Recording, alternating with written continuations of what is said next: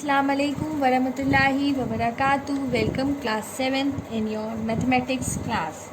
Today I am going to start a new chapter, rational numbers. You all have already studied what are natural numbers, whole numbers and integers in your previous classes. So let's revise it. Natural number. Natural numbers are also called counting numbers, which contains the set of positive integers from 1 to infinity. The set of natural number is represented by the letter n. For example, 1, 2, 3 and so on are natural numbers. Whole numbers are also known as natural numbers with 0. The set consists of non-negative integers where it does not contain any decimal or fraction part. The whole number set is represented by the letter W. So for example, 0, 1, 2, 3 and so on. They all are whole numbers. Integers are the set of all whole numbers with a negative set of natural numbers. The integer set is represented by the symbol Z. For example, -1, 0, 2, -4. They all are integers. Now, what are rational numbers? Any number that can be written in the form of P by Q, that is a ratio of one number over another number, is known as rational number. For example, 3 by 4, -7 by 2. They all are rational numbers. The numbers which can be written in the form of P by Q, where Q is not equal to 0, are called rational numbers. For example, 3 by 4 -7 by 2. Now look at this diagram. This diagram shows the relationship among rational numbers, integers and whole number. So you can see here that every natural number is a rational number, right? For example, 1. 1 can be written as 1 by 1. So 1 is a natural number and it can be written in the form of P by Q. So every natural number is a rational number. For example, 23. You can write 23 as 23 by 1. So this is in the form of P by Q and here Q is not equal to 0. So 23 is a rational number. So every natural number is a rational number. 0 is a rational number because every whole number is also a rational number. Integers, every integer is a rational number. For example, you can write -5 as -5 by 1. So -5 is an integer. It can be written in the form of P by Q. So every integer is a rational number.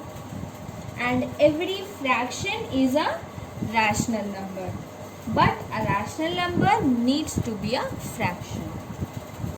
Let's discuss the following question. The question says, write 4 rational numbers equivalent to the following rational number, 5 by -11. Here we have to find 4 rational number. So what we do, we multiply 5 by -11 by 2. We multiply 2 by both numerator and denominator. And here we get 10 by -22. Now we will multiply 5 by -11 by 3. And here we get 15 by -33. Again 5 by -11 multiplied by 4. Here we get 20 by -44. 5 by -11 multiplied by 5. Here you get 25 by -55.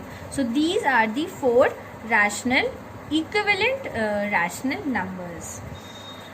If you are asked to find 5 equivalent fractions, then we multiply 5 by 11 by 2, 5 by 11 by 3, 5 by minus 11 by 4, 5 by minus 11 by 5 and 5 by minus 11 by 6. If you are asked to find 6 rational number in 5 rational number, in this question we are the question says that we have to find 4 rational numbers.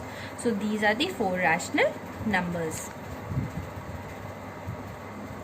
Which of the 2 rational numbers is smaller? First, minus 7 by 16 and 13 by minus 20. So our first step is we cross multiply the fractions. So minus 7 by 16, 13 by minus 20. What we do? We cross multiply. Here you can see the direction of arrows. It should always be right side. Arrow should point toward right. Now what we do? Minus 7 multiply by minus 20, 13 multiply by 16. Here you will get 140 and here you will get 208. So 140 is greater or 208 is greater? 208 is greater. It means this fraction is greater. So minus 7 by 16 is smaller than 13 by minus 20. Now similarly in this question, our first step is we write this in the standard form. Now we cross multiply. Here we get 17 by 1 and here we get minus 4 by minus 1. 17 and 4. Which is smaller? 4 is smaller. That means minus 1 is smaller. So what we do here? 17 by 4 greater than minus 1. Write in order from least to greatest. Here the question is given minus 2 by 3, mod minus 0.75, mod 0.62 and mod 5 by 6. So first we'll write these fractions in standard form. So when we remove these mods, we get 2 by 3 and here 0.75, here we get 0.62 and 5 by 6. Now in the next step, 2 by 3 you can write 0.75 as 75 by 100 and here 62 by 100 and here 5 by 6. Now our step is we'll find the LCM of the denominators. So LCM of 3, 100, 100 and 6. We'll first find out the LCM. 3 1s are 3, 3 2s are 6, 2 1s are 2, 2 25 times, 5 5 times, no 5 1 times. So you will get the LCM 600. Okay, so LCM of 300, 100 and 6 is 600. Now we will write all the rational numbers with common denominator.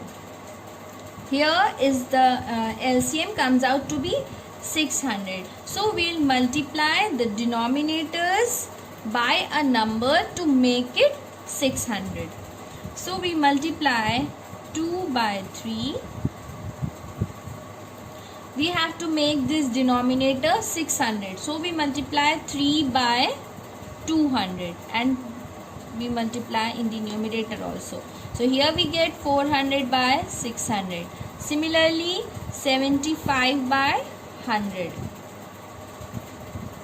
Here we get 450 by 600. 62 by 100. We multiply both the numerator and denominator by 6. And here we get 372 and 100 multiplied by 6. You will get 600. 5 by 6 multiplied by 100. And here we get 500 by 600.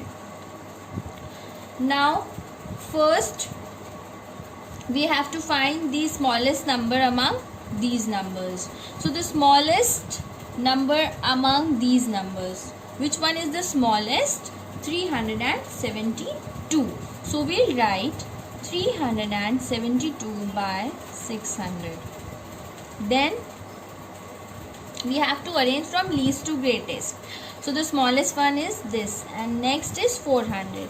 400 by 600. Then 450 by 600. Then 500 by 600. Now we will arrange the given rational number from least to greatest. So 372 by 600. So we write here 0.62. Here we write minus 2 by 3. And here minus 0.75. And here 5 by 6.